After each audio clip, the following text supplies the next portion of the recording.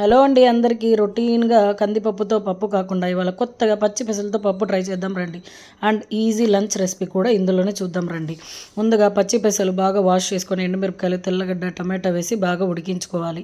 బాగా ఉడికించిన పప్పుని పప్పు గుత్తితో ఎనిపేసుకొని స్మాష్ చేసుకొని తర్వాత ఆయిల్, ఆవాలు, జీలకర్ర, ఎర్రగడ్డలు వేసి కొద్దిగా సాల్ట్, తర్వాత ఇంగువ, పసుపు వేసి బాగా ఫ్రై చేసుకోవాలి. ఆ తర్వాత స్మాష్ చేసిన పప్పు తీసి అందులో వేసి కొత్తిమీర వేసుకొని గార్నిష్ చేసుకోవాలి. ఇందులోకి అరటికాయ ఫ్రై అయితే అదిరిపోతుంది.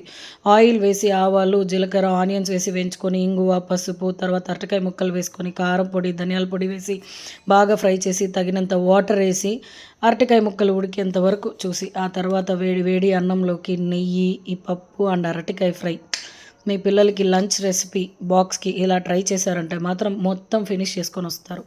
Thank you for watching. For more videos. Bye bye.